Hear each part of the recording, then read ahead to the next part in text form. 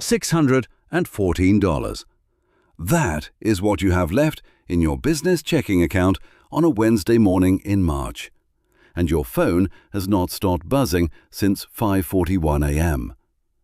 The first text came from Marcus Harrell, your crew lead of 11 months, the only person on your payroll who can run a route without you standing behind him, checking every single edge.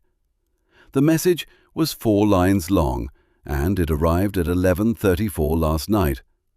But you did not see it until you woke up, because you pass out at 9 most nights now.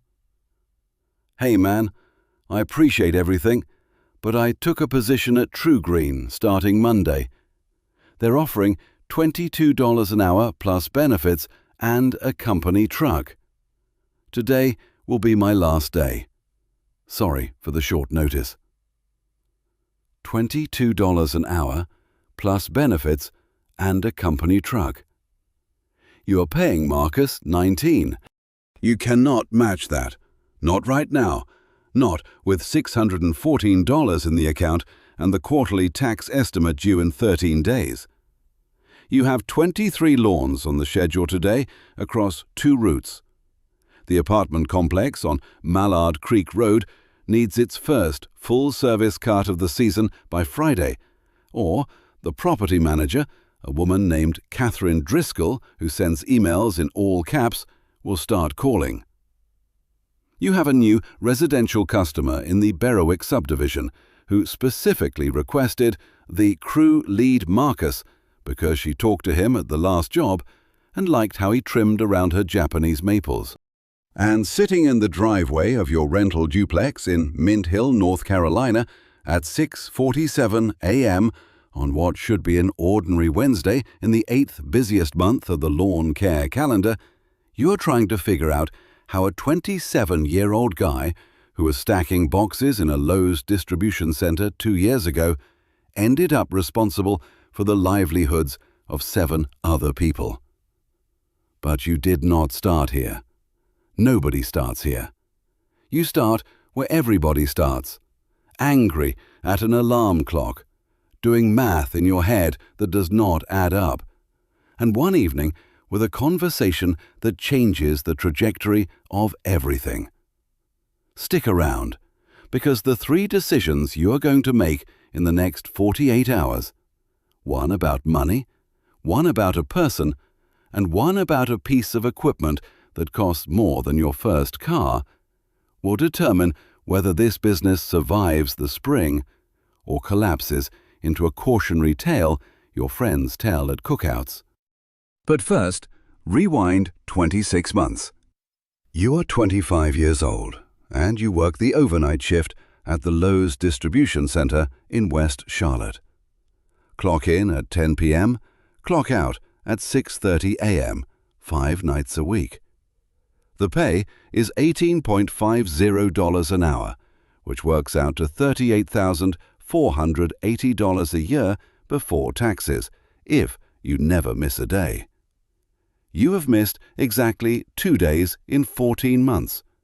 Once for strep throat, once because your 2014 Nissan Frontier would not start, and you did not have a ride. The distribution center is a 1.2 million square foot metal building off Westinghouse Boulevard. Your job is unloading pallets of lumber, drywall, bags of mulch, and boxes of power tools from semi-trucks into staging areas. The work is not complicated. It is just heavy. Your lower back aches by 3 a.m. every night. Your hands are permanently dry and cracked from cardboard dust. You eat lunch, technically dinner, at 2:30 in the morning in a break room that smells like microwaved burritos and floor cleaner. You have a girlfriend named Ashley who works as a dental hygienist. You share a 2-bedroom rental duplex in Mint Hill for $1,350 a month, split down the middle.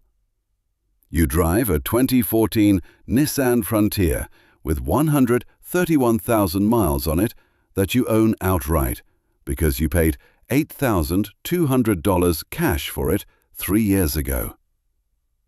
You have $4,600 in savings and $7,200 left on a student loan from the 1 year you spent at Central Piedmont Community College before you decided that accounting was not for you.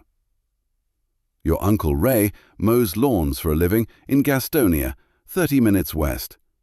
He has been doing it for 12 years. He has 3 trucks, a crew of 6, and he just bought a pontoon boat.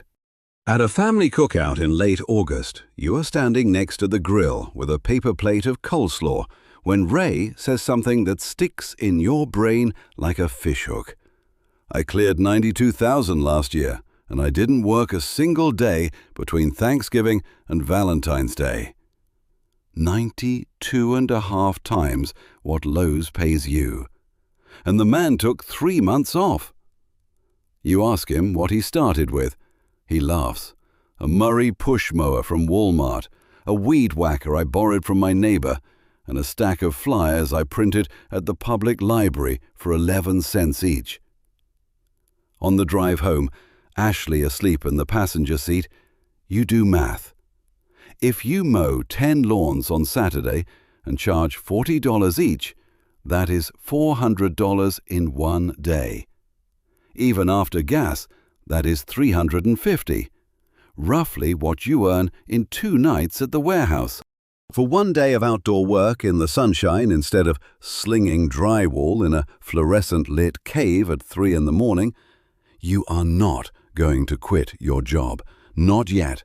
Not even close. But the math will not leave your head. The following Saturday, you open Facebook Marketplace and search "Push Mower Charlotte." There are 43 listings. You find a Honda HRX 217 self-propelled mower listed for $320 by a guy in Matthews who says he is upgrading to a riding mower. You text him. He says the mower is 2 years old, blade freshly sharpened, runs perfect. You drive to his house, pull the cord, and it starts on the first pull. You offer $280 cash. He takes it. Next stop, the Steel Dealer on South Boulevard. AFS 56 RC-E string trimmer, the entry-level commercial model. $249 with tax. The guy behind the counter says it is the most popular starter trimmer for lawn care operators. You almost buy the FS91, but it is $399, and you are already doing math in your head again. Last purchase, a Ryobi 40-volt battery blower from the Home Depot on Independence Boulevard. $119 on sale. It is not commercial grade, it will not last forever, but it blows clippings off a driveway, and that is all you need it to do right now. Total investment, $648, plus a roll of trimmer line at $11.99 and 2 gallons of non-ethanol fuel at $4.89 each. Call it $670. You already own the truck. You already own work boots. You already own sunscreen and a pair of safety glasses from the warehouse. You stack the mower, trimmer, and blower in the bed of the Frontier. Secure them with a ratchet strap and drive home. Ashley is standing in the kitchen when you walk in, smelling like fresh-cut grass samples from the Steel Dealer. She looks at the receipt on the counter. $670 on lawnmower stuff. I'm going to mow lawns on Saturdays. She stares at you for 3 full seconds. You already work 50 hours a week? I know. You want to add lawn mowing to that? Just Saturdays, maybe some Sundays. She picks up the receipt, reads it one more time, and sets it back down. Fine. But if this turns into another fishing boat situation like your brother, I'm out. Your brother spent $2,400 on a bass boat he used twice and then sold for $900. You will not be your brother. Monday morning, you write a post on Nextdoor. It takes you 40 minutes because you rewrite it 6 times. The final version says, "Hey neighbors, I'm starting a lawn care service in the Mint Hill/Matthews/Stallings area. Basic mowing, trimming, edging and blowing. $35 to $45 per yard depending on size. Reliable, thorough, and I'll show up when I say I will.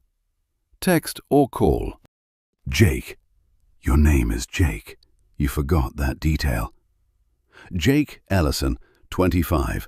Former community college dropout, current warehouse worker, brand new lawn care operator with a Honda push mower and a dream of not smelling like floor cleaner at 3 in the morning.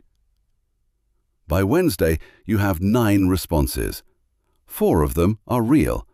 2 want quotes. 2 want to book. Your first customer is Carol Gentry on Saddlebrook Lane in Stallings. Her yard is a 1/4-acre corner lot with a small front and a deep backyard. Bermuda grass mostly, with a strip of fescue in the shade under 2 water oaks. She is 71 years old, recently widowed, and her previous lawn guy moved to Asheville. You mow Carol's lawn on Saturday at 7:30 a.m. It takes 45 minutes with the push mower, including trimming and blowing. You charge her $35. She pays in cash, exact change, and says the yard has never looked that good. By noon, you have finished 4 lawns. Total revenue, $155. You spent $12 on gas.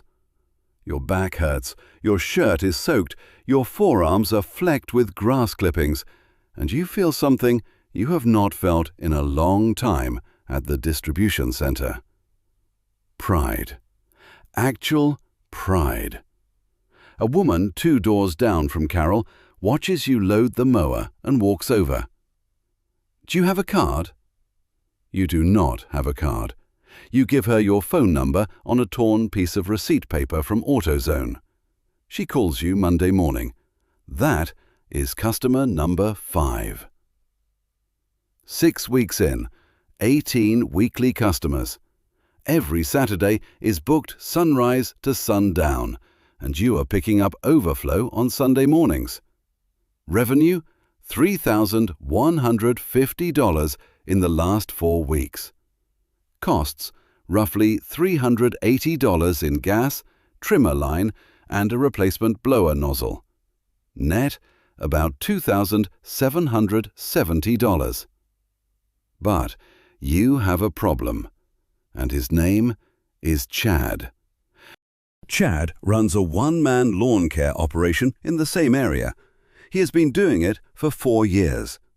He drives a white Ram 1500 with magnetic signs that say, "Carolina Cuts Lawn Care," and he charges $55 per standard 1/4-acre lot. You know this because 3 of your customers told you they switched to you because you are $20 cheaper.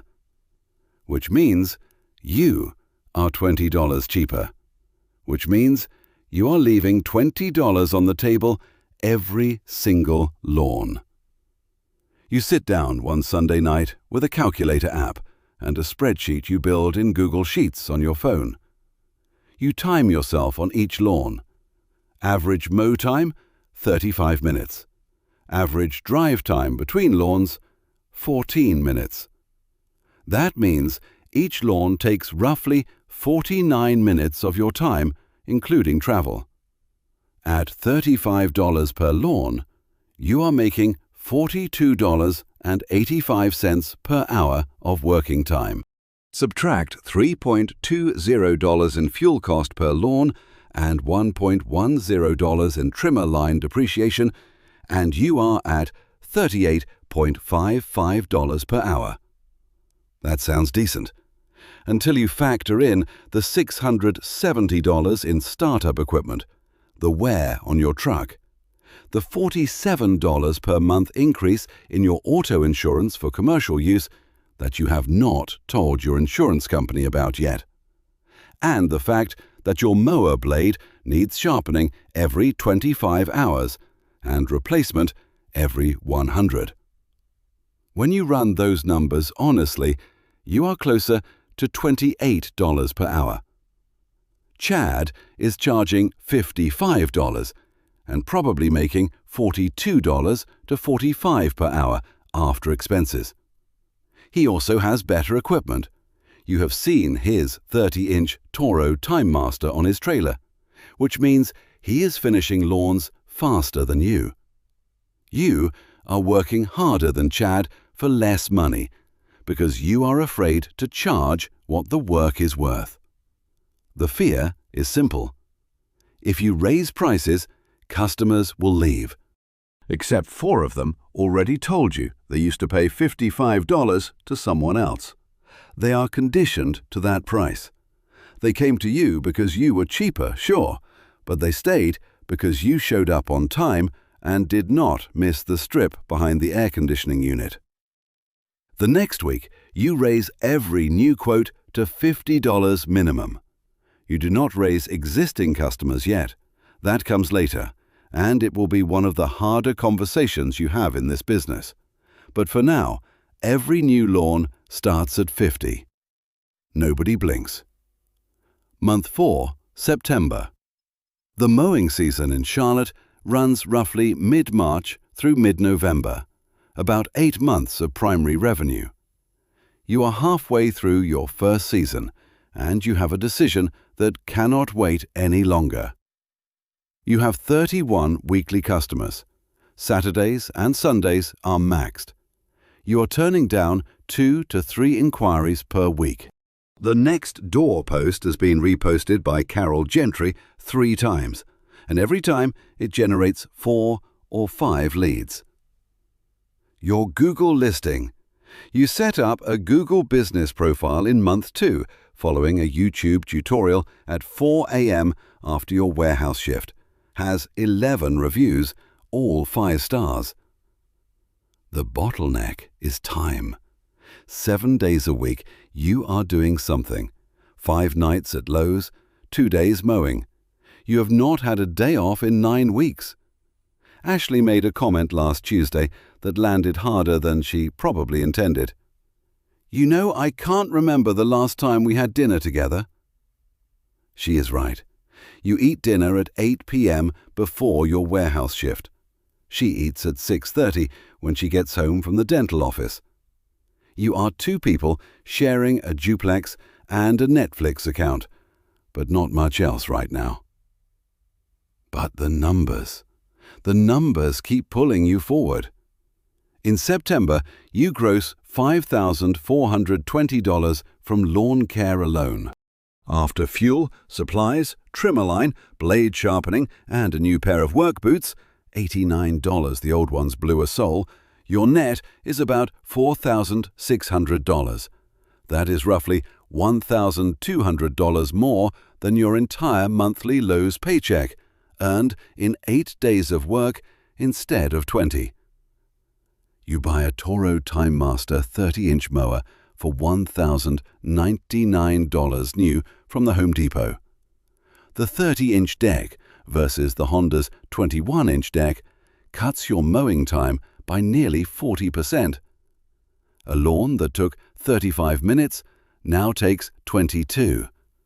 That is 13 minutes back per lawn, times 31 lawns, times 4 weeks. That is 26 hours per month of reclaimed time. 26 hours that you can fill with 6 more lawns, or sleep, or dinner with Ashley. You choose the lawns. 6 more customers in October. Revenue climbs to $6,800. The question is no longer whether this can be a real business. The question is when you stop pretending it is a side hustle. November. First frost hits Charlotte on November 9th. The Bermuda grass goes dormant, turns brown, and stops growing. Fescue slows to a crawl. Your mowing schedule drops from 37 lawns per week to 12, then to 6, then to 0 by the first week of December. Revenue in November, $2,100. Revenue in December, $840. From leaf cleanups you awkwardly advertise on Nextdoor. Revenue in January, $0. February, $0. You are still working at Lowe's, so the income gap does not hurt like it will next year when you do not have that safety net. But the seasonality is a lesson you file away in the part of your brain that will not let you forget it. During the winter, you do 3 things that matter.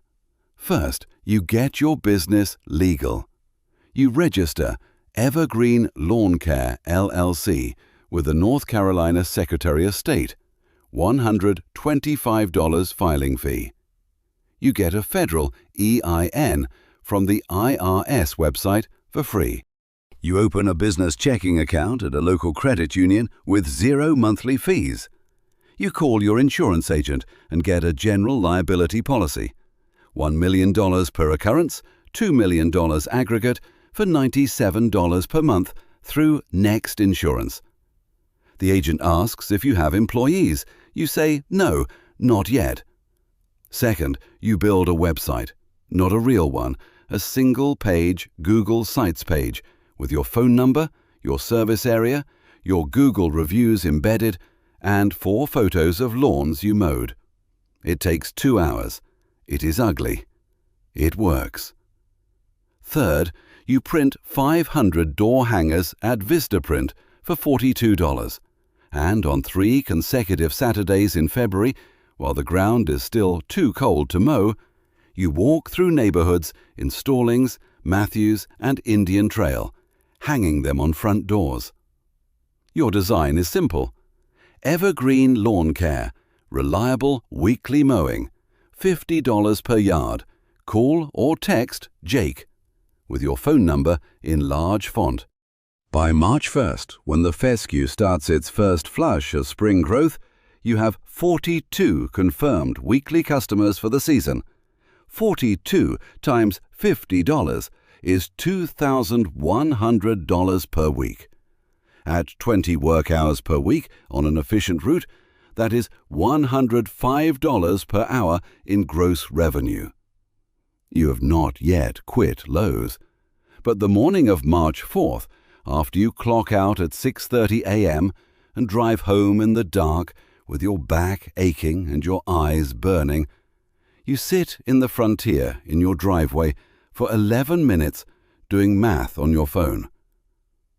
$2,100 per week from mowing, 8 months a year, equals roughly $67,200. Your Lowe's job pays $38,480 before taxes. The lawn business already earns almost twice what the warehouse pays, and you're only working 20 hours a week at it. You go inside. Ashley is making coffee. You tell her you're going to quit Lowe's and do the lawn business full-time. She looks at you over the rim of her mug. When? 2 weeks. She takes a sip. Okay. That is it. That is the whole conversation. You expected an argument, or at least a list of concerns. But she has watched you go from passed out exhausted to energized and planning over the past 7 months. She has seen the deposits in the bank account. She knows the math as well as you do. You give your 2-week notice that afternoon. Your supervisor, a guy named Phil, says, "I figured. You've been smiling too much lately for someone who works here." Your first full week as a full-time lawn care operator begins Monday, March 17th. You wake up at 6 a.m., drink coffee on the porch, and drive to your first lawn at 7:15. 8 lawns per day, 5 days a week, with Saturdays reserved for overflow and estimates. You build routes by neighborhood. Monday is Stallings. Tuesday is Indian Trail. Wednesday is Matthews South. Thursday is Matthews North and Mint Hill. Friday is New Customers and Commercial Quotes. The efficiency is immediate. When you were weekend only, you would drive 45 minutes to a lawn across town because you had no choice. You only had 2 days. Now you can cluster. You mow 4 lawns on the same street, then drive 2 minutes to the next street and mow 3 more. Your average drive time between lawns drops from 14 minutes to 6. By April, you are servicing 51 weekly customers. Revenue, $10,200 per month gross. After fuel, $640. Supplies, $180. Insurance, $97. Software, $49. You subscribe to Jobber for scheduling and invoicing. Phone bill, $85. And truck maintenance, $220 average. Your net operating income is roughly $8,930 per month. That is $107,160 annualized. Except it is not annual because winter exists. Realistic 8-month revenue, $81,600 gross. Approximately $71,440 net before taxes. Still nearly double lows. But there is a feeling in your lower back by 3 p.m. every day that was not there in month 1. And there is a callus on your right hand from the trimmer that has cracked open twice. And there is the fact that you are eating lunch alone in your truck every day in a parking lot, scrolling through tomorrow's schedule. Because if you stop moving, you start thinking about all the things that could go wrong. You do not yet know that the thing that goes wrong will not be your back, or a broken mower, or a cancelled customer. It will be a person. Several people, actually. Because this is where you learn the hardest lesson in the lawn care business. The mowing is the easy part. People are the hard part. There is also the weather.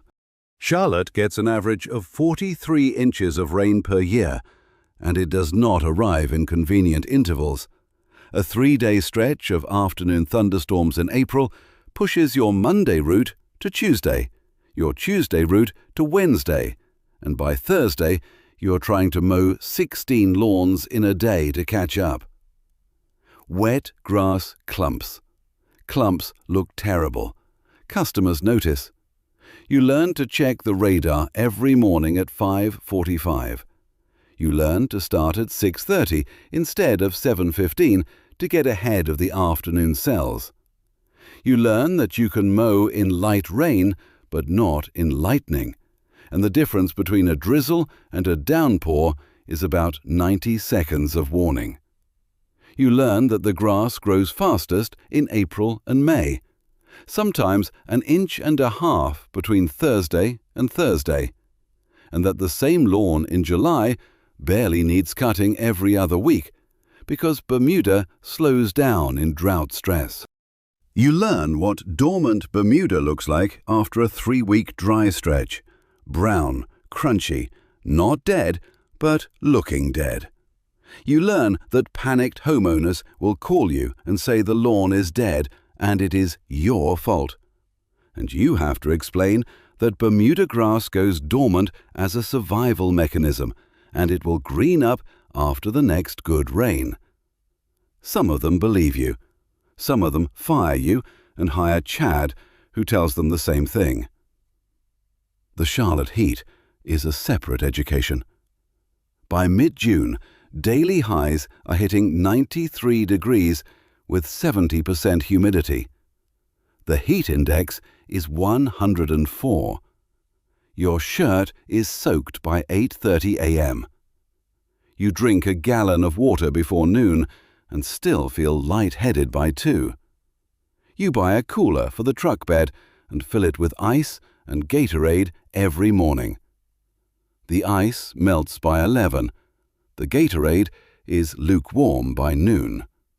You drink it anyway. May. 58 weekly customers. Your days are stretching to 10 hours, sometimes 11.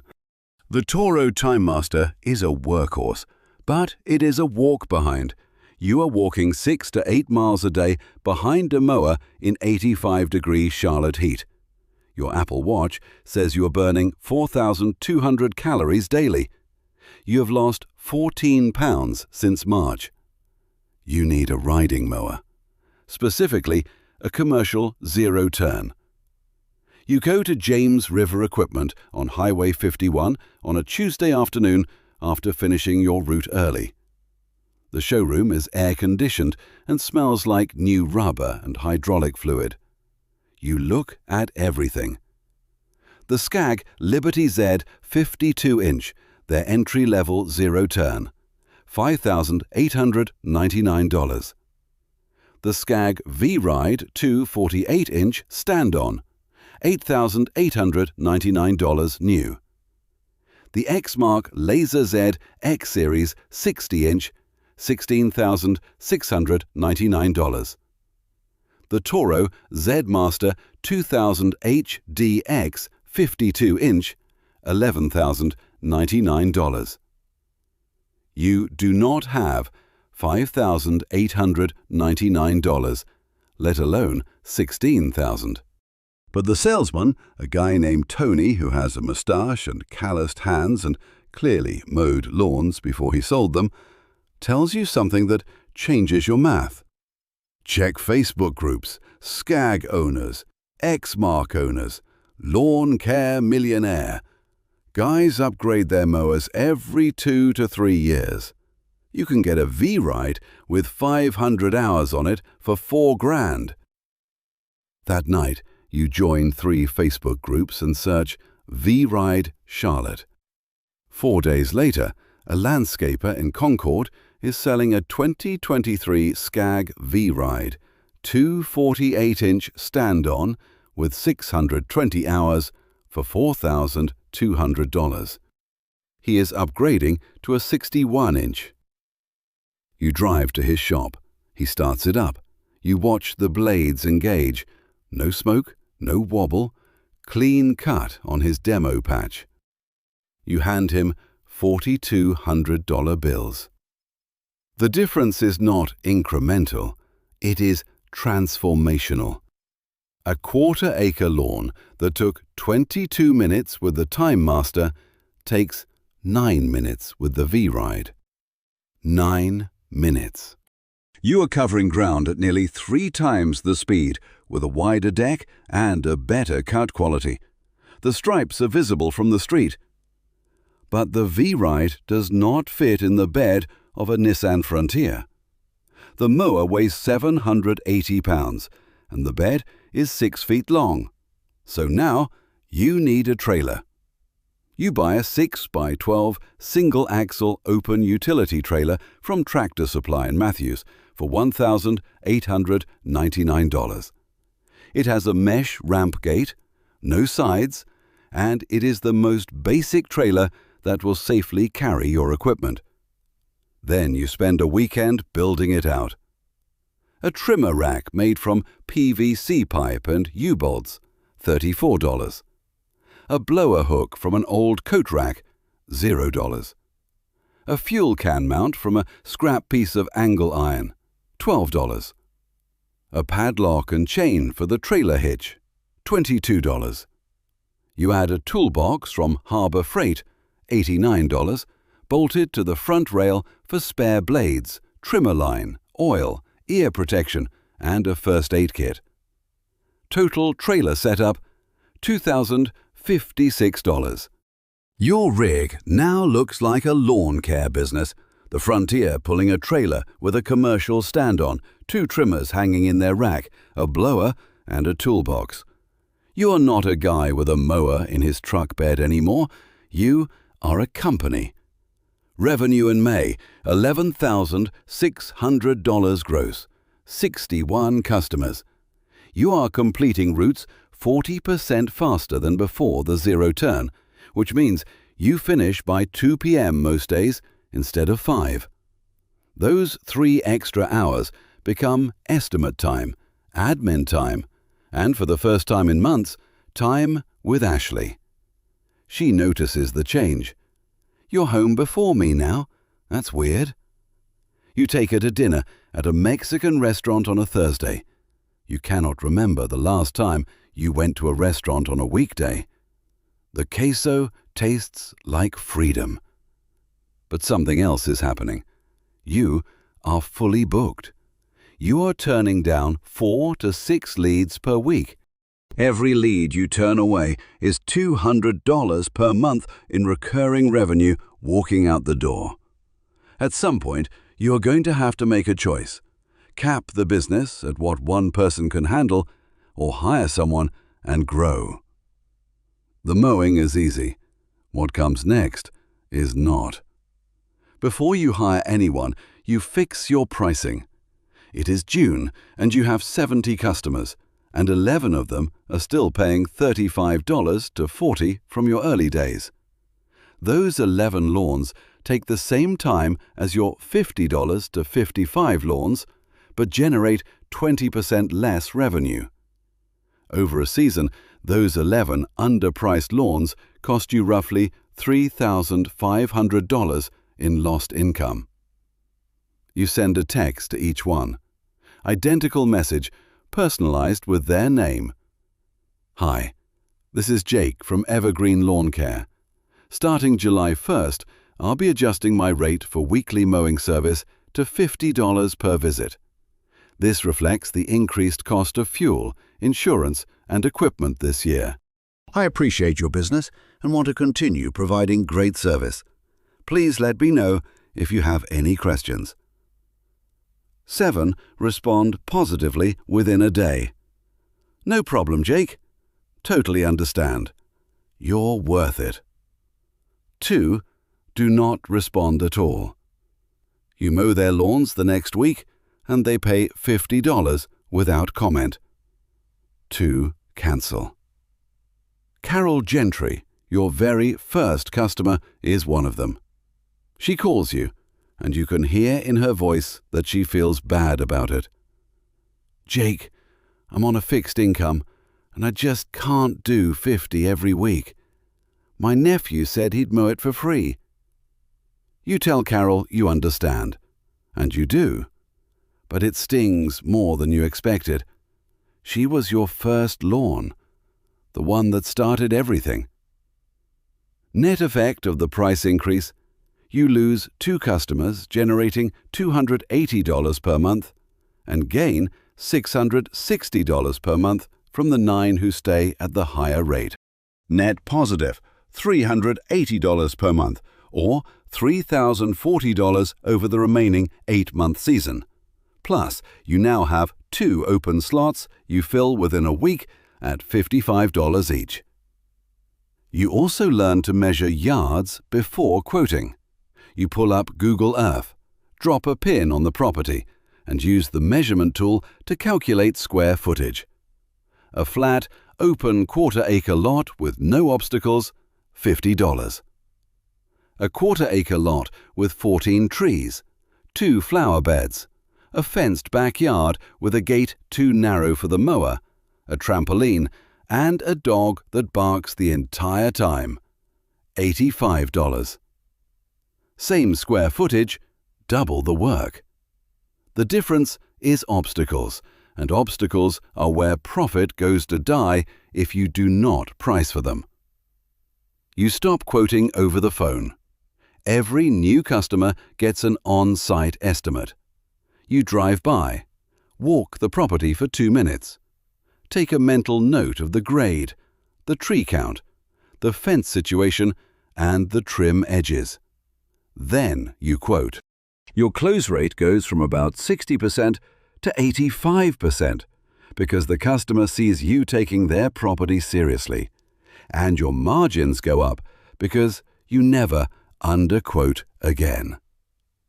July, 74 customers. You are back to 10-hour days despite the zero turn, because you have added 15 customers since the mower upgrade. The efficiency gains you earned from better equipment are being consumed by volume. You need help. You post on Indeed. Lawn Care Technician, Evergreen Lawn Care, LLC, $15 an hour, Mint Hill, North Cowtra. No experience required, must have reliable transportation, must be comfortable working outdoors in heat. You get 23 applications in 4 days. 18 of them do not respond when you call. 3 show up for the interview. One of them, a 19-year-old named Derek Pollard, is wearing clean clothes, makes eye contact, and says, "I worked at Chick-fil-A for 2 years, so I know how to show up on time." You hire Derek. The first 2 weeks are an exercise in patience you did not know you had. Derek does not know the difference between Bermuda grass and fescue. He leaves clumps of wet grass in the middle of a lawn. He trims too close to a dogwood tree and scars the bark. On day 4, he runs the mower over a pop-up sprinkler head and snaps it clean off. The homeowner is watching from the kitchen window. You spend 20 minutes apologizing and write a check for $180 to a sprinkler repair company.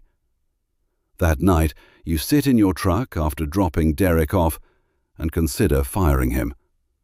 The sprinkler head, the clumps, the scarred tree.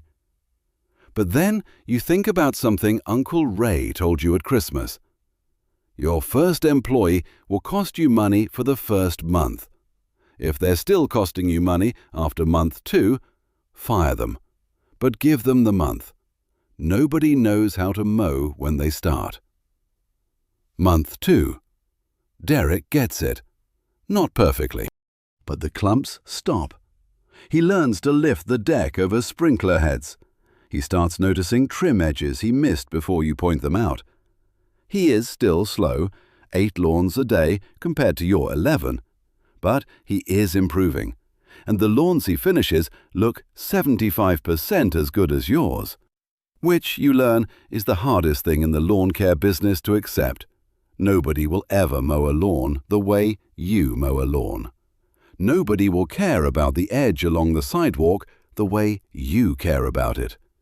You can train technique, but you cannot transplant your obsession.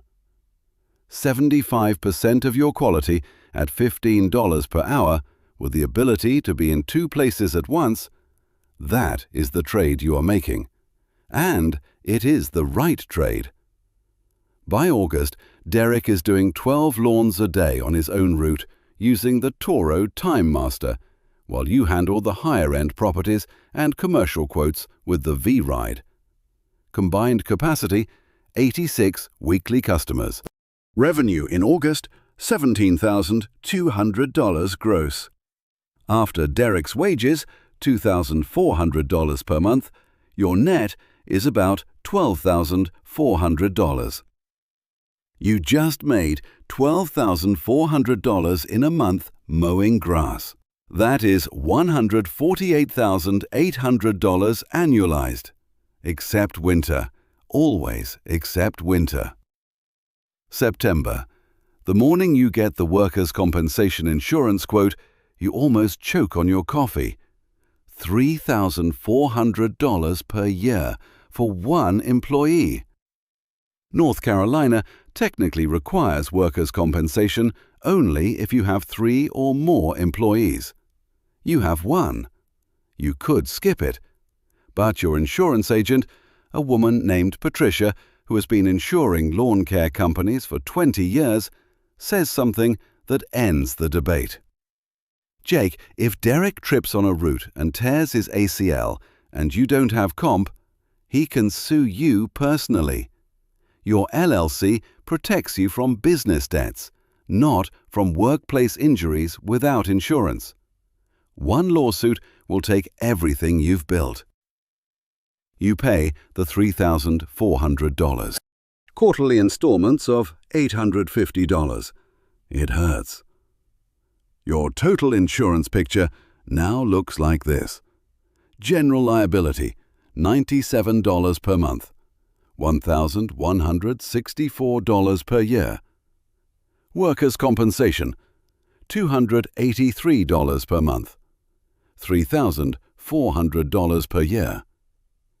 Commercial auto rider on your truck, $68 per month, $816 per year. Total annual insurance, $5,380. That is $448 per month in insurance alone. Before you mow a single lawn, before you buy a gallon of gas, before you pay Derek. This is the part of the business that nobody talks about in the YouTube videos with titles like How I Made $10 My First Month Mowing Lawns. The actual cost of running a legitimate, insured, legal lawn care operation with one employee is roughly $6,200 per month in fixed costs, before you even start the mower.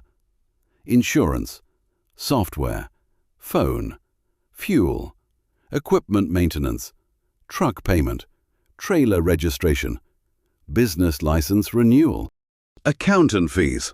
You hired a bookkeeper in August for $200 per month because your shoebox of receipts was becoming a fire hazard. Revenue needs to exceed $6,200 just to break even. Everything above that is your pay and profit. Right now, in peak season, you are well above that line. But November is coming, and this year, unlike last year, you do not have a Lowe's paycheck to catch you. October. A property management company called Trident Residential Partners contacts you through your Google business profile. They manage 3 apartment complexes in the Matthews and Indian Trail area. Total grounds, approximately 12 acres of maintained turf, plus parking lot islands, sidewalk edges, and common areas. They want weekly mowing, March through November, bi-weekly leaf cleanup in fall, and mulch installation twice a year. They need a 12-month contract with fixed monthly billing. They require proof of $1 million general liability, workers' compensation certification, and 3 references. You have all of it. You drive to each property and spend 2 hours measuring, photographing, and counting obstacles. Then you go home and build a quote in Google Sheets. Labor hours per visit. You estimate 14 hours total across 3 properties with a 2-man crew. Equipment costs per visit, $42 in fuel and wear.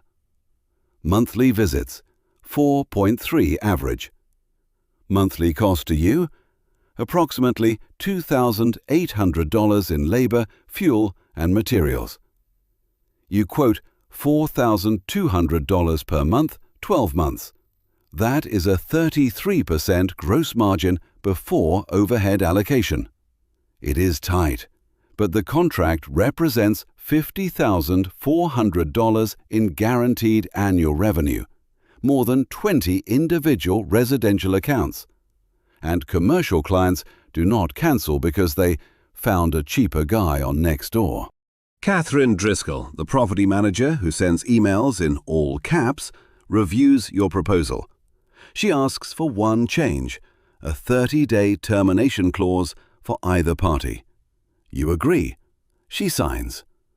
That one contract is now your largest single revenue source. It is steady, predictable, and forces you to be professional in ways residential customers never did. Catherine wants a maintenance log for each visit. She wants before and after photos. She wants a monthly summary email. You start doing all of this, and then you start doing it for your residential customers too. And your customer retention goes from 82% to 91% in 3 months. This is the lesson you did not expect.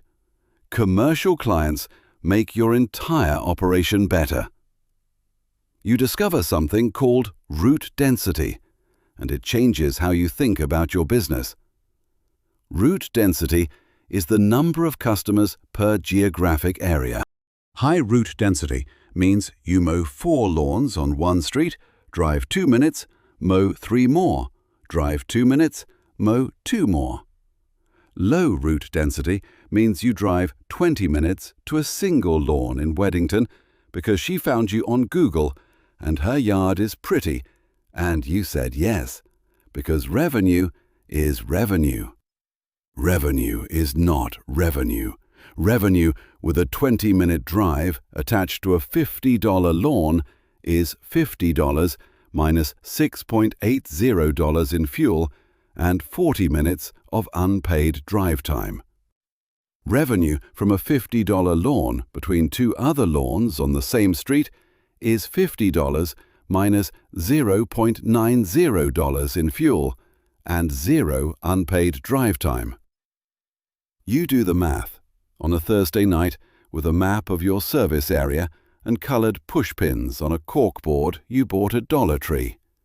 Green pins for customers, red pins for recent leads you turned down because you were full. 3 of the red pins are in clusters. One neighborhood in Starlings has 4 rejected leads within a quarter mile of each other. You call all 4. 2 still need service. You take them. You drop the lonely customer in Weddington with a polite text and a referral to another lawn care company. She is understanding about it. Net revenue change. You lose $55 per week from Weddington and gain $110 per week from the 2 Starlings lawns. But more importantly, you save 40 minutes of drive time per week, which over a season is roughly 27 hours. 27 hours at your average hourly revenue of $62 is $1,674 in opportunity cost recovered. You subscribe to Jobber's route optimization feature at $49 per month. The software sequences your daily stops to minimize drive time. On the first day you use it, your total drive time drops by 53 minutes compared to your manual routing. Over a week, that is 4 hours and 25 minutes. Over a month, 17 hours. Over a season, 136 hours. You fill those hours with 11 more lawns. November. Mowing season is winding down, and a customer named Bill Ramsey in Matthews asks you a question that opens a door you did not know existed. Jake, do you do fertilization? You do not. But Bill explains that his previous lawn company charged him $60 per application 5 times a year: early spring, late spring, summer, early fall, late fall. And the results were excellent. He wants to know if you can offer the same. 5 applications at $60 each is $300 per customer per year. If 30 of your residential customers sign up, that is $9,000 in additional annual revenue, with margins higher than mowing because fertilization takes 10 minutes per lawn versus 45 for a full mow, trim, edge blow service. There is one problem. In North Carolina, you need a pesticide applicator license to commercially apply fertilizer and herbicides. Without it, you are operating illegally and uninsured for chemical application. You sign up for the NC Pesticide Board's certification course. 3 weeks of online study. Topics: pesticide safety, label reading, environmental protection, integrated pest management, calibration of application equipment. The exam is $50. You study during December and January, the months when no grass grows and no money comes in. You fail the exam the first time. Score 64 out of 100. Passing is 70. The calibration section kills you. You study for 2 more weeks, retake it, and pass with a 78. In February, you send an email blast to your customer list offering a 5-round fertilization and weed control program at $65 per application for standard quarter-acre lots. 28 customers sign up in the first 2 weeks. That is $9,100 in committed annual revenue from existing customers, with no new customer acquisition cost. Your first round of applications goes out in the last week of March, right as the fescue starts greening and the Bermuda begins breaking dormancy. You use a Lesco 80-pound push spreader, $329, and a Chapin 4-gallon backpack sprayer, $89, for spot treating broadleaf weeds. Cost per application in materials, approximately $8 to $12 per lawn, depending on size. At $65 per application, your gross margin is over 80%. Bill Ramsey's lawn responds to the first application within 10 days. The fescue goes from a tired olive to a deep emerald green. He takes a photo and posts it on Nextdoor with the caption, "Jake from Evergreen Lawn Care put something on my lawn and now it looks like a golf course. Highly recommend." That post generates 7 new mowing customers and 4 fertilization sign-ups. Sometimes the best marketing is just making the grass green. Now you are caught up to the Wednesday morning in March, the beginning of your second full year as a full-time operator. $614 in the business account. Marcus Harrell, your crew lead of 11 months, gone to TruGreen for $22 an hour and a company truck. Here is what you did not know yet when you hired Marcus back in May of your first full year. You hired him specifically because he had 3 years of experience with a landscaping company in Huntersville. He knew mowers, trimmers, root management. He could run a crew of 2 without you looking over his shoulder. You paid him $17 per hour to start and bumped him to $19 in September because he was that good. What you did not calculate was the cost of losing him. Marcus ran Route B, 41 customers across Indian Trail and Stallings. He managed Derek, who had moved to Route B as the second crew member, while you hired a new guy named Tyler for Route A. Marcus did the quality checks. Marcus handled on-site customer questions. Marcus was the face of your company for 41 families, who associated Evergreen Lawn Care with a polite 31-year-old in a green polo who remembered their dog's name. Replacing Marcus is not a matter of finding someone who can mow. You can teach anyone to mow. Replacing Marcus means finding someone who can manage a route, manage a person, manage customer relationships, and maintain quality standards on 41 properties per week without you being present. For 2 weeks, you run both routes yourself, 14-hour days. Route A in the morning, Route B in the afternoon.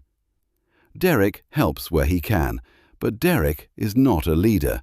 He is a reliable worker, which is a different thing entirely. Tyler, the new Route A hire, is still learning. He has been with you for 3 months, and he is fine, but not ready to work unsupervised. By the end of the second week, you are behind. Catherine Driscoll calls about the apartment complex on Mallard Creek. Your Thursday mow slipped to Friday, and Friday slipped to the following Monday, and now she is asking if there is a problem. You tell her you had a staffing change. She says, "I understand, but the contract says weekly, Jake." She is right. the contract says weekly. You promote Derek. It is not a decision you make because Derek is ready. It is a decision you make because you have no other option. You bump him from $15 to $18 per hour, give him the title Crew Lead, Route B, and spend 3 evenings riding along on his route, coaching him on the things Marcus did instinctively, checking edges after the new guy finishes, talking to customers when they come outside, logging any property changes in Jobber so the next visit accounts for a new flower bed or a removed tree. Derek is 20 years old now. He has been with you for 10 months. He is not Marcus, but he shows up every single day. He does not complain about the heat, and when you explain why something matters, like why you blow clippings off the sidewalk even when no one is watching, he nods and does it. You post on Indeed again. This time, you write the ad differently. Instead of Lawn Care Technician, $15 an hour, you write Lawn Care Crew Member, $16 an hour, plus weekly bonuses for quality and attendance. Evergreen Lawn Care is a growing company looking for someone who takes pride in outdoor work. We provide all equipment and training. You get 31 applications. You call 12. 8 answer. 4 show up for a working interview where you have them trim a yard while you watch. One of them is Javier Molina. Javier is 35 years old. He moved to Charlotte from Orlando 8 months ago. He worked for a landscaping company in Kissimmee for 8 years, mowing, trimming, hedging, irrigation repair. He has a pesticide applicator license from Florida, which he will need to recertify in North Carolina, but the knowledge is there. He arrives 10 minutes early for the interview, his own work gloves in his back pocket. You watch him trim around a mailbox post. He holds the steel at exactly the right angle, feathers the throttle, and leaves a clean edge without throwing a single pebble onto the driveway. It takes him 15 seconds. It took Tyler 6 weeks to learn that. You hire Javier at $17 per hour. Within 3 weeks, you realize he is better than Marcus. He is quieter, but his work is flawless. He does not miss edges. He does not scalp slopes. He checks the oil on the mower every morning without being asked. When Derek makes a mistake on Route B, Javier fixes it without making it a thing. The crew lead crisis cost you 2 weeks of 14-hour days, 1 close call on the apartment complex contract, and $2,800 in overtime you paid yourself that you probably should not have. But it also gave you Javier, and Javier is the person who makes the next phase of this business possible. You did not know that yet, sitting in the truck at 6:47 a.m. on that Wednesday. But you know it now. August, peak of your second summer. 3 crews, 7 employees, 92 weekly residential customers, plus the Trident commercial contract, plus 2 new HOA contracts you picked up in June, totaling $3,100 per month. Revenue is averaging $26,400 per month. You are not saving enough. You know this. But equipment payments, payroll, insurance, fuel, and the $680 per month you just started paying for a 10 by 20 storage unit to keep your spare mower and supplies off the driveway are eating into margins. On a Tuesday morning at 5:50 a.m., you walk outside to hook up the trailer. It is gone.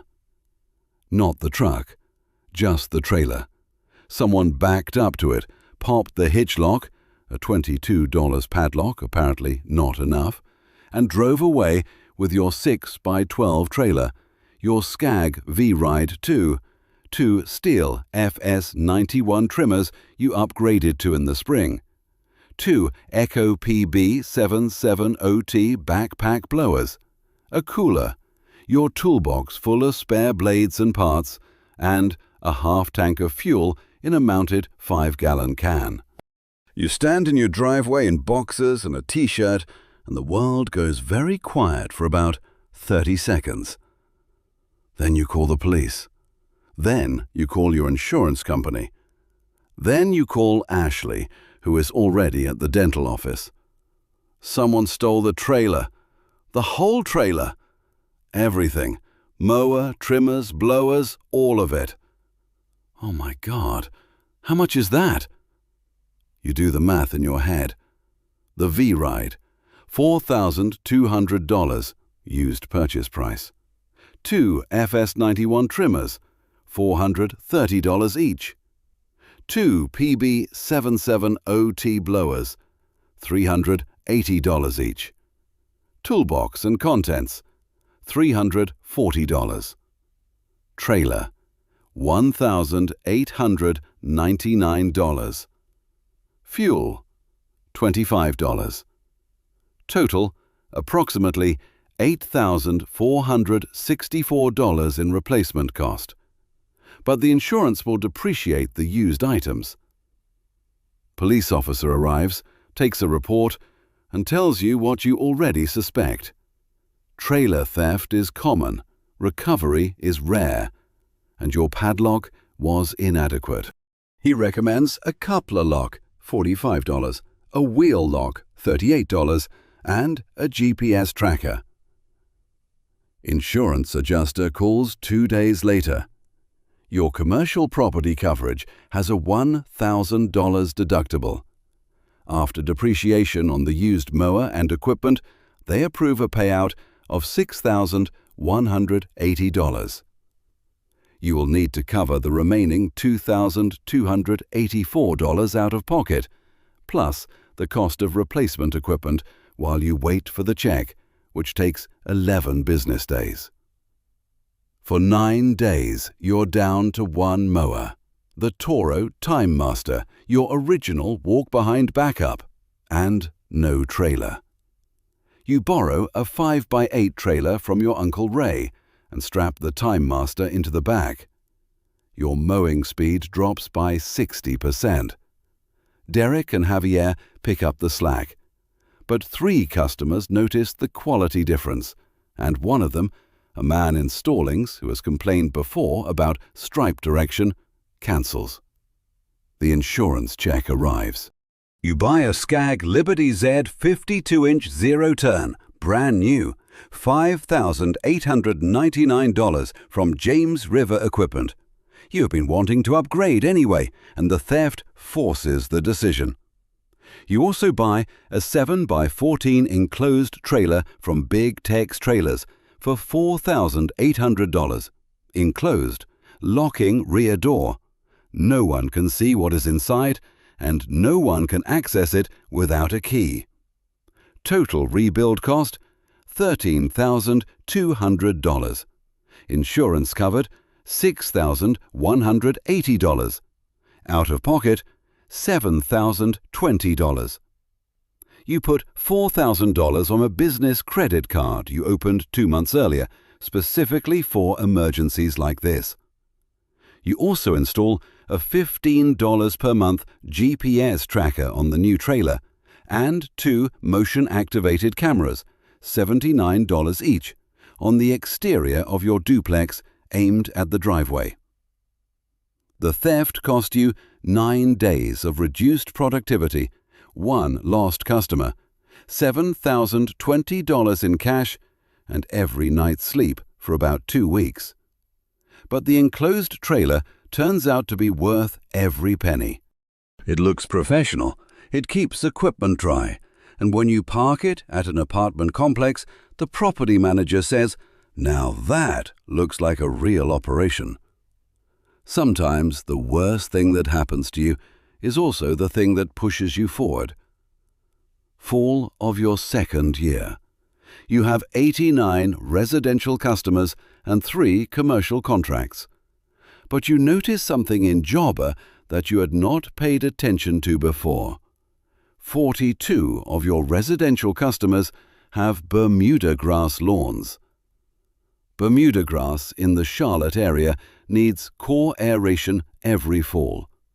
The soil in Mecklenburg County is heavy clay, compacted, dense, and hostile to root growth. Aeration pulls plugs of soil out of the ground, loosens compaction, and lets water, air, and nutrients reach the roots. Every lawn care company in the region offers it. You do not. You rent a Billy Goat AE401H aerator from Sunbelt Rentals on a Friday morning. Cost $185 per day. You email your 42 Bermuda grass customers. Full core aeration, $150 for standard quarter-acre lots, up to 10,000 square feet. Schedule your slot this week. 19 respond within 48 hours. You book them across 3 days, Monday, Wednesday, Friday of the following week. 6 per day, roughly 45 minutes per lawn, including load/unload. Revenue from 3 days of aeration, $2,850. Rental cost for 3 days, $555. Fuel and labor, approximately $420. Net from 3 days of aeration work, $1,875. But you lose money on the rental if you only do this once. You do the math differently. A Ryan Lawn Air 5 aerator costs $3,200 new. If you buy it and aerate 19 lawns at $150 each, that is $2,850 in the first season alone. The machine pays for itself in 1 season and generates pure profit every fall after that. You buy the aerator. You also add overseeding as an upsell, $75 additional for tall fescue seed applied after aeration. 11 of the 19 customers add it. That is $825 in additional revenue. Then, Bill Ramsey posts about his aeration results on Nextdoor. Again, that man is your unpaid marketing department. 7 more aeration requests come in from non-customers. You take them at $175 each because they're not existing customers, and schedule them for the last week of October. Total fall aeration revenue, $4,325. Cost of the aerator, $3,200, one time. Net first-year profit from aeration, approximately $1,125 after the machine purchase. But next fall, that $3,200 in equipment cost disappears, and the service is nearly pure margin. Lesson: the real money in lawn care is not mowing. The real money is in the services you sell to the people who already trust you to show up every week. Winter. Your second winter as a full-time operator, and this time there is no warehouse paycheck to catch you. November revenue, $8,200. Bi-weekly mowing for fescue customers, leaf cleanups, final fertilization round, late aeration bookings.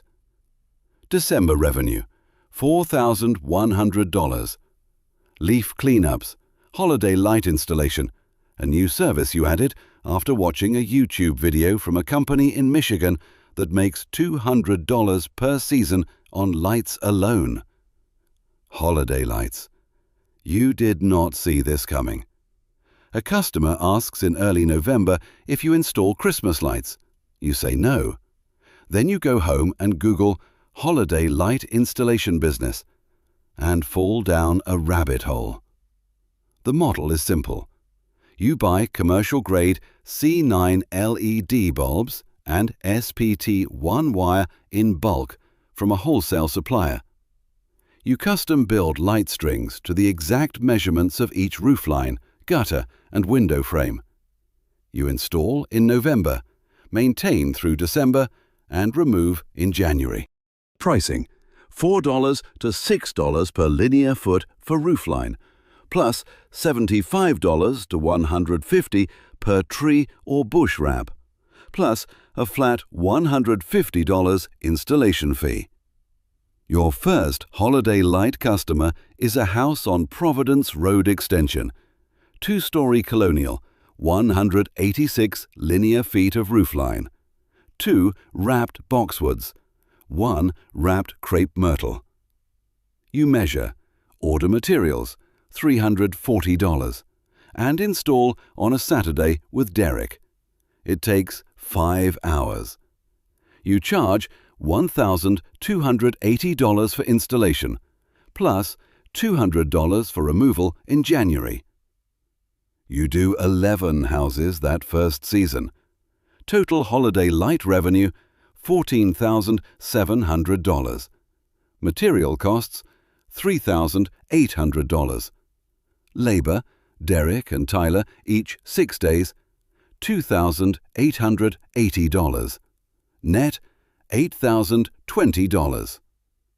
In December, when your mowing revenue is 0. January and February remain lean. Revenue, $1,200 per month from a handful of one-off cleanups and the light removal jobs.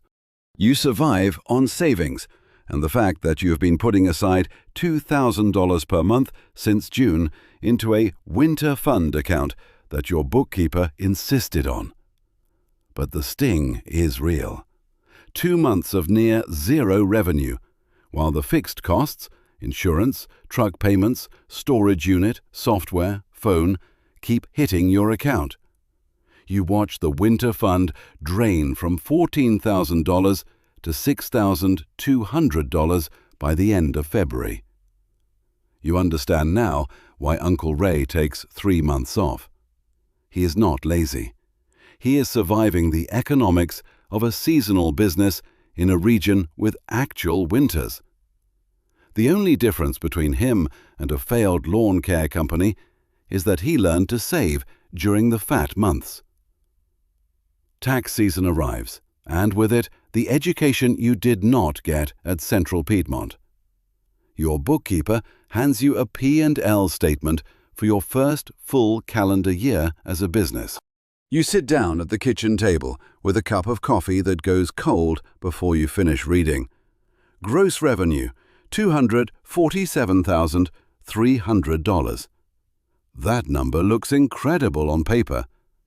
You stare at it for a moment and feel a surge of something, maybe pride, maybe disbelief, that a kid who was stacking boxes of drywall 2 years ago generated $250,000 in lawn care revenue. Then you keep reading. Cost of goods sold, labor, materials, fuel, $111,400. Gross profit, $135,900. Operating expenses, insurance, software, truck, trailer, equipment depreciation, marketing, storage, bookkeeper, supplies, repairs. $42,600. Net operating income, $93,300. $93,000. That is your owner's compensation, nearly 2.5 times your Lowe's salary. You briefly feel like you have made it. Then your bookkeeper says, you need to talk to a CPA about your tax situation. You hire a CPA named Donna Weatherspoon, who works out of an office park in Ballantyne. She charges $1,800 per year for tax preparation and quarterly planning. It is the best $1,800 you will ever spend. Donna looks at your numbers and asks a question. Did you make estimated quarterly tax payments this year? You did not. You owe approximately $31,400 in combined federal and North Carolina income tax, plus $13,200 in self-employment tax. Total, approximately $44,600. $44,600. You earned $93,000 and you owe 44 of it in taxes. That is a 48% effective tax rate. You feel the coffee turning to acid in your stomach. The self-employment tax is 15.3% on net earnings, Donna explains. That covers Social Security and Medicare. When you worked at Lowe's, they paid half of that. Now, you pay all of it. She sets up a payment plan with the IRS, 4 quarterly installments going forward. And she recommends you elect S Corporation status for the LLC.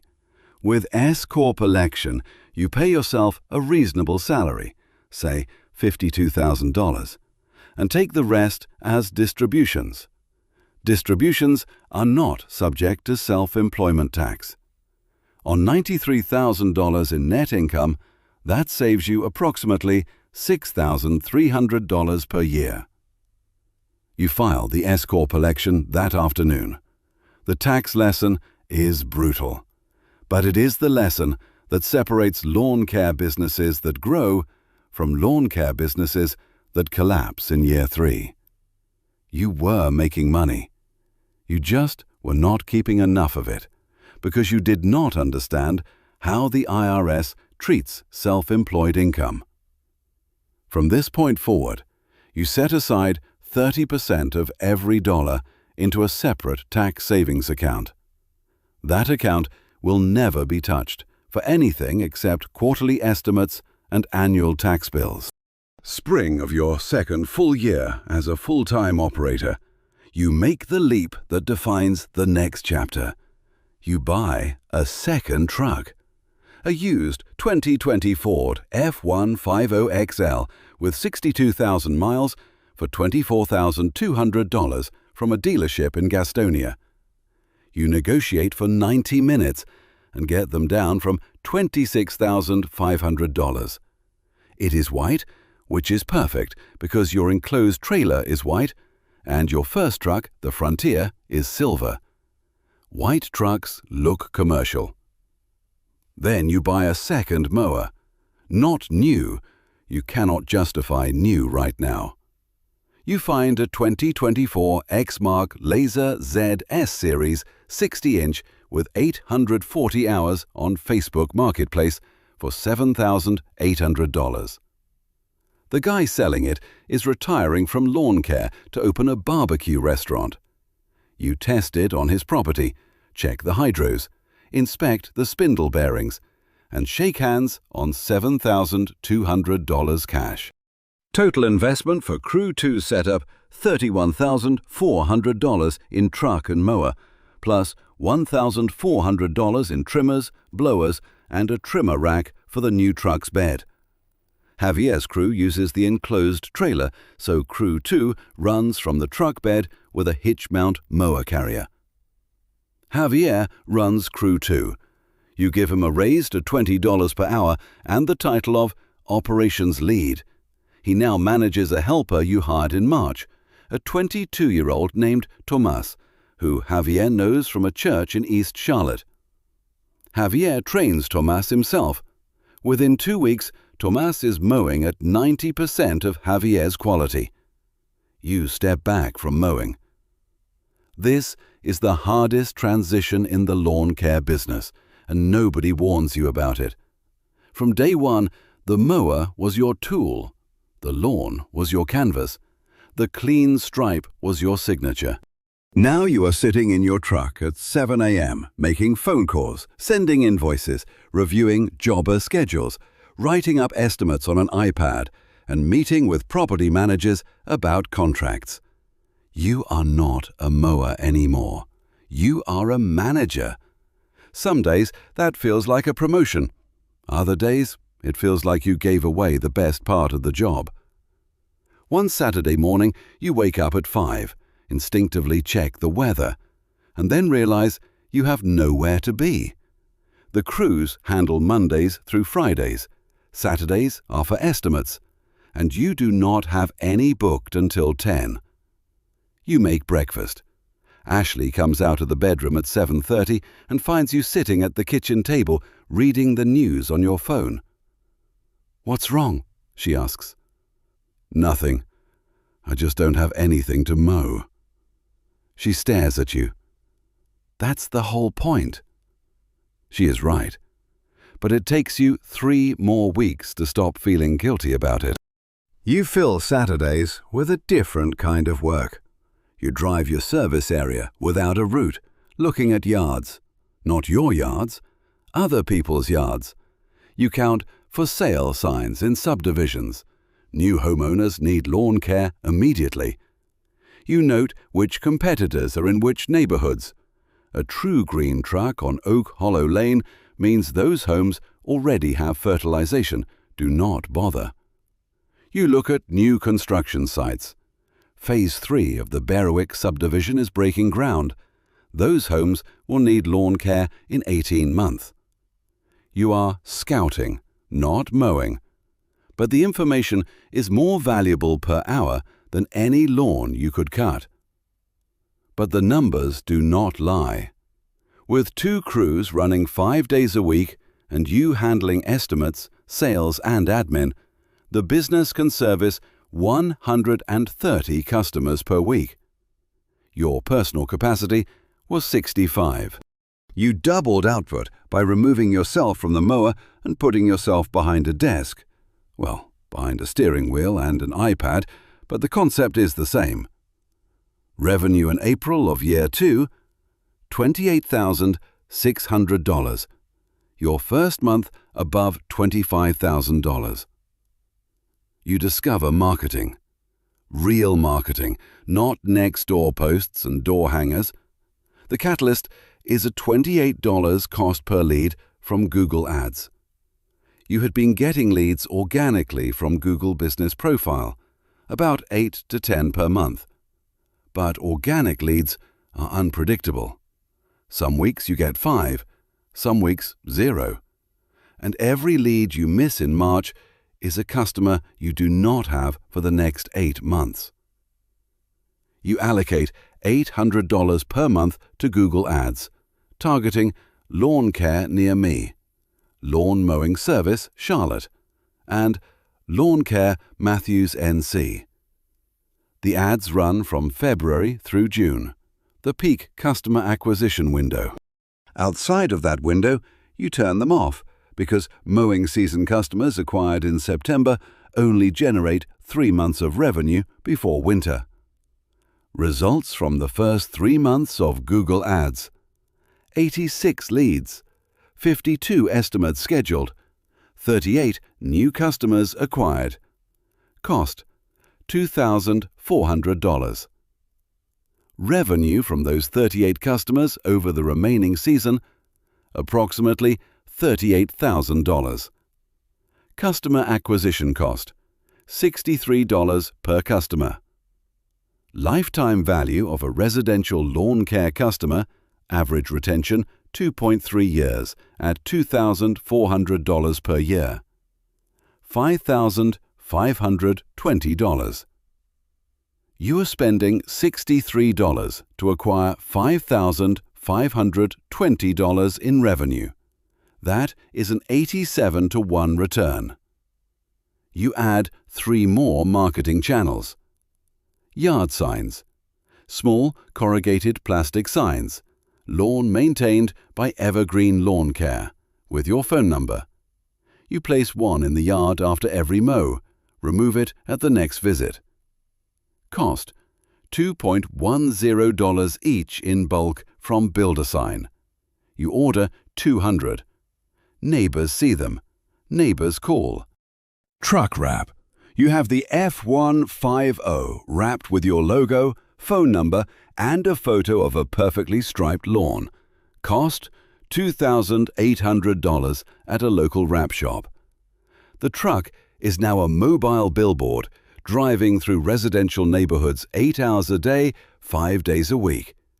Automated review requests.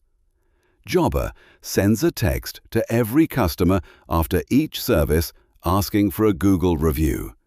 Your reviews go from 34 to 112 in 6 months. Your Google business profile moves from the 3rd position in the map pack to the 1st position for Lawn Care Matthews NC. Total marketing spend $2,200 per month. Revenue attributable to marketing, approximately $8,000 per month in new customer revenue. You do not track this with precision. Attribution in local service businesses is messy. But you know that before marketing, you grew at 4 to 6 new customers per month. After marketing, you grow at 12 to 15. July of your 2nd full year. Revenue is $31,200 for the month.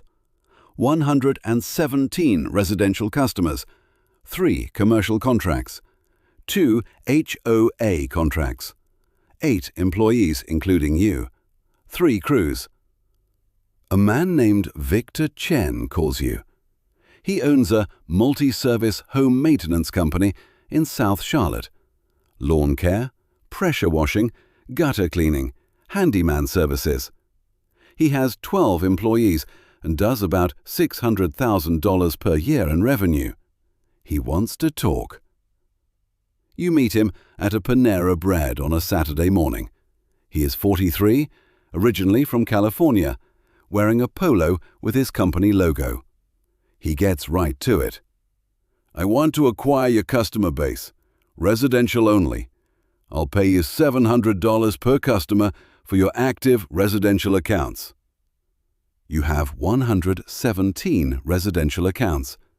At $700 each, that is $81,900.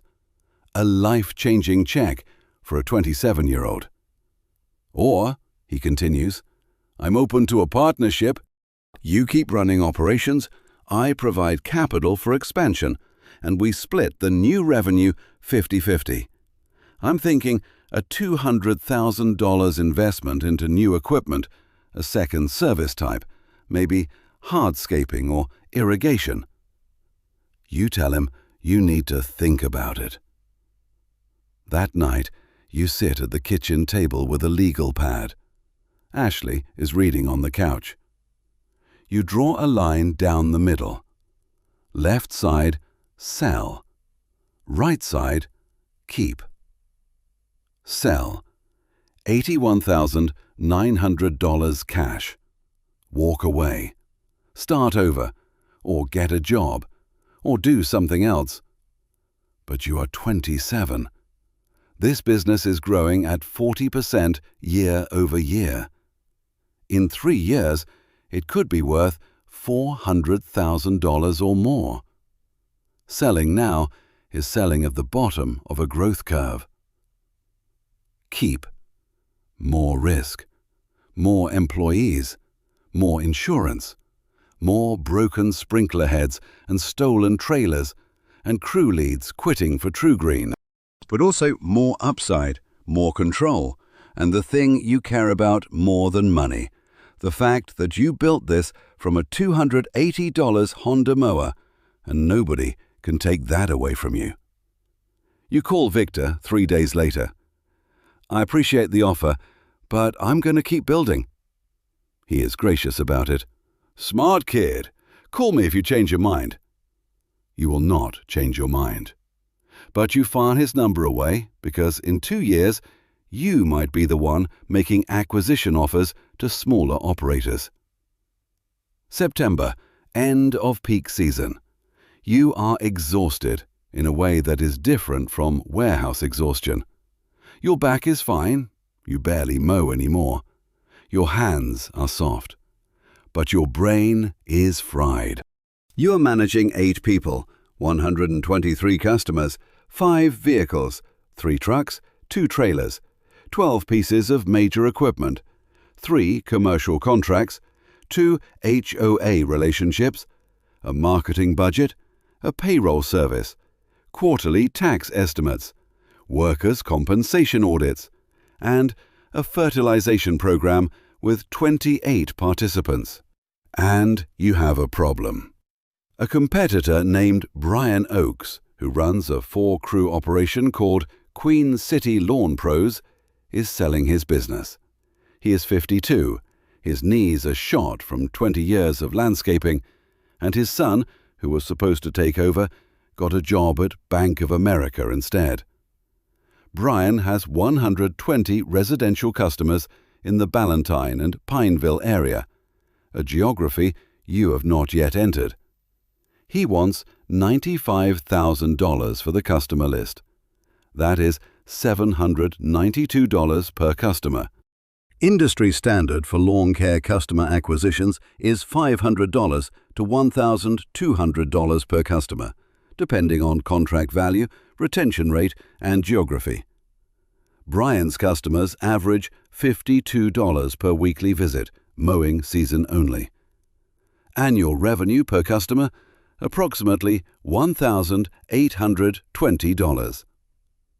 Total annual revenue from the list, approximately $218,400. Payback period at 85% retention, about 6 months on the revenue, longer on actual profit once you factor in the crews needed to service them. You negotiate.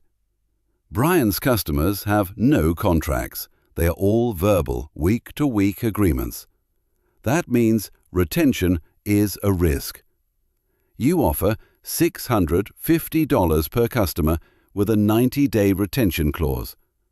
If a customer cancels within 90 days of the transition, Brian refunds $650 for that customer.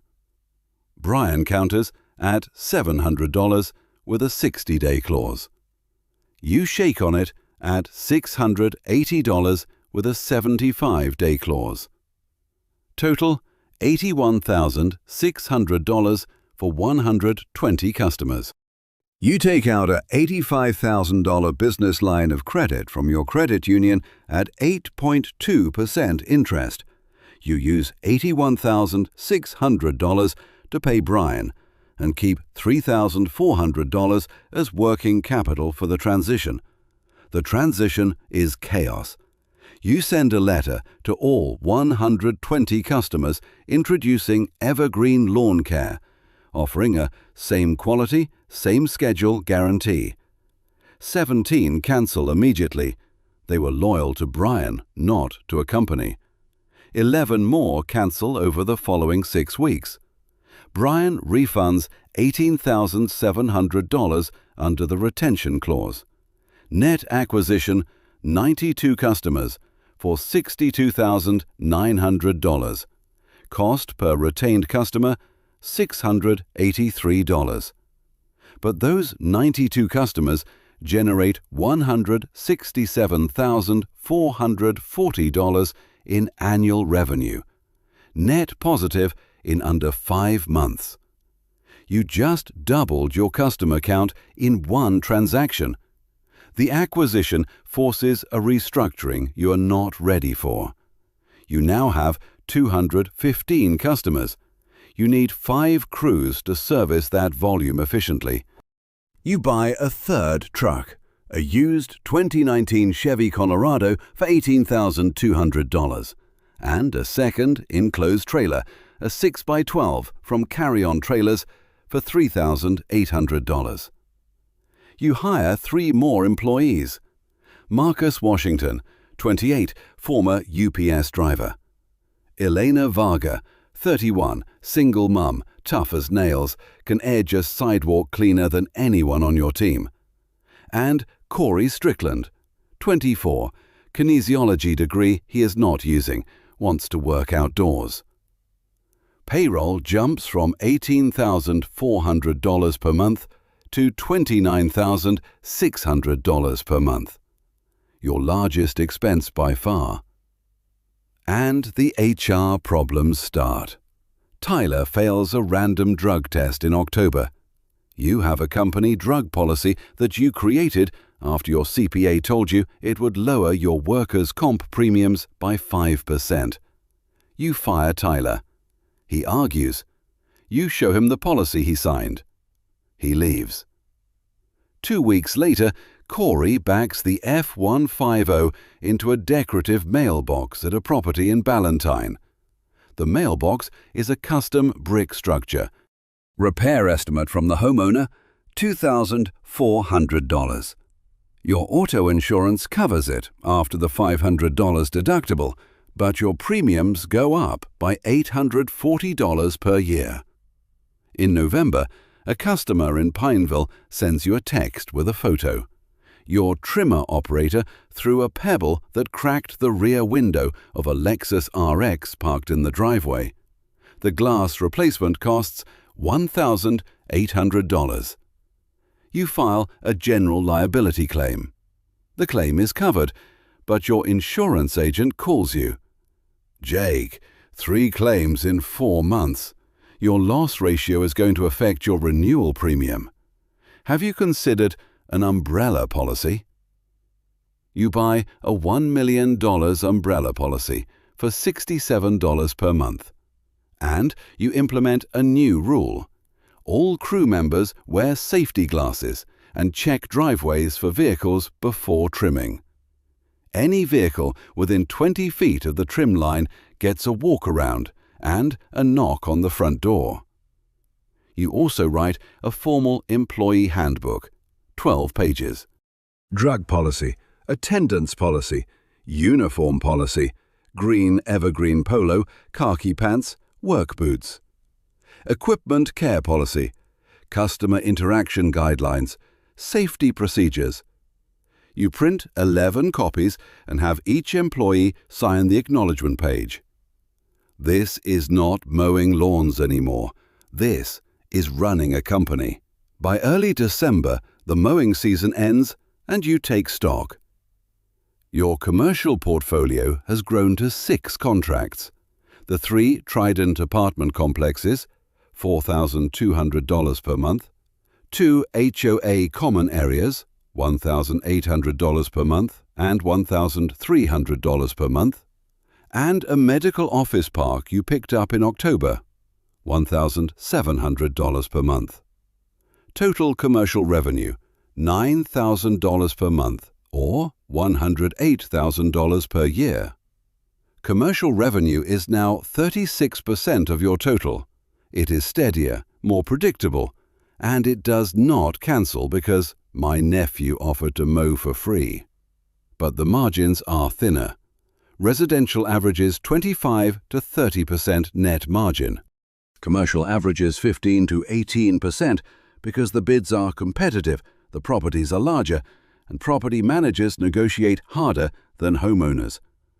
The ideal mix, according to an article you read in Landscape Management magazine in a waiting room at Donna the CPA's office, is 60% residential, 40% commercial. You are at 64-36.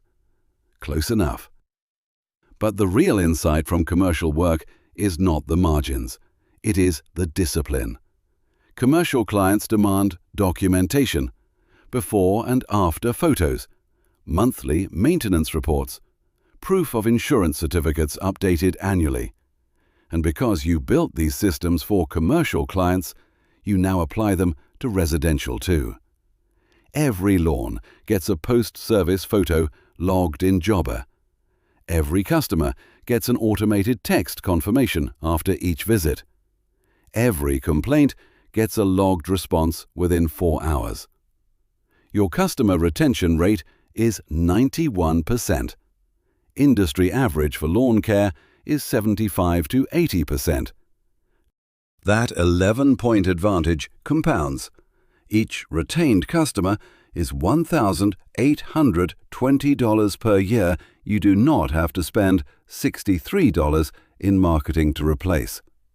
December, you add up the year. Your second full calendar year. The year of the crew lead crisis, the equipment theft, the acquisition of Brian Oakes's customer list, the tax education, the S Corp election, the marketing machine, and the transition from mower to manager. Gross revenue, $412,000. You stare at that number on Donna's computer screen in her Ballantine office. $412,000. Your Uncle Ray did $92,000, and you thought that was impressive. 2 years later, you are at 4 times that. Expenses. Labor, $148,600. Fuel and materials, $24,200. Equipment payments and depreciation, $22,800. Insurance, GL, WC, auto, umbrella, $14,400. Marketing, $11,800. Software and technology, Jobber, QuickBooks, Google Ads, GPS trackers, $4,200. Professional services, CPA, bookkeeper, $4,600. Vehicle payments and maintenance, $18,900. Storage unit, $8,160. Miscellaneous, uniforms, office supplies, repairs, replacements, $9,400. Line of credit interest, $3,500. Total expenses, $270,560. Net operating income before owner compensation, $141,440. You pay yourself a W-2 salary of $52,000 through the S Corp. The remaining $89,440 comes as an S Corp distribution, not subject to self-employment tax. Your total tax bill this year, thanks to quarterly estimates and the S Corp structure, $38,200. You have it saved. Total compensation after taxes, approximately $103,240. You started with $648 in equipment and an $18.50 per hour warehouse job. In 26 months, you built a business that pays you over $100,000 a year, employs 10 people, including yourself, services 215 properties per week, and generates over $400,000 in annual revenue. The business itself has value now. Lawn care companies with documented customer lists, commercial contracts, and recurring revenue sell for 0.8 to 1.1 times annual revenue. At the conservative end, Evergreen Lawn Care is worth approximately $330,000. At the high end, $453,000. You are 27 years old, and you own an asset worth more than most people's houses in Mint Hill. And you built it with a used Honda mower and a next-door post. But here is what the revenue number does not tell you. It does not tell you that you missed Ashley's birthday dinner in June because a property manager called at 5:30 p.m. with an emergency mow request before a property inspection the next morning. And you could not say no because the contract was worth $4,200 a month. It does not tell you that Javier's daughter had a dance recital on a Thursday in April, and you let him leave early, and the route fell behind, and you finished mowing the last 3 lawns yourself in the dark, with your truck headlights pointed at the yards. It does not tell you that you dream about grass.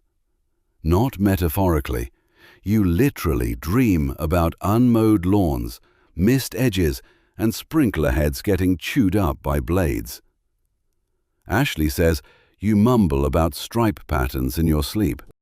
It does not tell you that your friendship circle has shrunk to 3 people: your Uncle Ray, your bookkeeper, and a guy named Steve who runs a pressure washing company and is the only person in your life who understands why you get excited about a 91% customer retention rate. It does not tell you about the Wednesday in September when you sat in your truck outside a Wendy's drive-thru and cried for no reason, and then drove to the next estimate and smiled and shook the homeowner's hand and quoted her $55 per week for her half-acre lot in Mint Hill. Running a lawn care business is simple. It is not easy. Those are 2 very different things. The work is straightforward. Cut grass, trim edges, blow clippings, collect payment. A child can understand it. But the weight of it, the employees depending on you for rent money, the customers depending on you for property maintenance, the insurance companies waiting for your premiums, the IRS waiting for your estimates, the bank waiting for your loan payments, the equipment waiting to break, the weather waiting to ruin your schedule. That weight is real, and it sits on your shoulders every day, including Sunday. But there is one more thing the revenue number does not tell you, and it is the thing that matters most. It does not tell you that you woke up at 6 a.m. on a Tuesday in October, drove to the first lawn of the day, stepped out of the truck into cool fall air that smelled like dew and fescue and red clay, and felt the same thing you felt on that very first Saturday at Carol Gentry's house in Stallings. Pride. Actual pride. You built this. Every customer, every employee, every truck, every stripe in every lawn. Nobody handed it to you. Nobody co-signed. Nobody gave you a playbook. You figured it out the way every small business owner in America figures it out. One mistake at a time. One $50 lawn at a time. One 5 a.m. alarm at a time. Your name is Jake Ellison. You're 27 years old. You own Evergreen Lawn Care, LLC. You started with $648 and a borrowed idea from your uncle at a cookout. The U.S. lawn care market is worth over $62 billion in 2026, growing at nearly 5% annually. There are more than 650,000 lawn care businesses in this country, and most of them are small operations. One truck, one mower, one person who decided that mowing grass for a living beats working for someone else. You are one of them, and you are just getting started. Because next spring, you're going to do something you've been thinking about since the day Victor Chen sat across from you at Panera Bread. You are going to make an offer on a smaller lawn care company in Huntersville. 18 customers, one truck, a guy who wants out. You already know the price, the retention risk, and the route density math. And you are going to call Carol Gentry, your first customer, the 71-year-old widow on Saddlebrook Lane, whose nephew was supposed to mow for free, but stopped showing up in July, because nephews always stop showing up in July. You are going to mow her lawn yourself. One last time, at the old rate, $35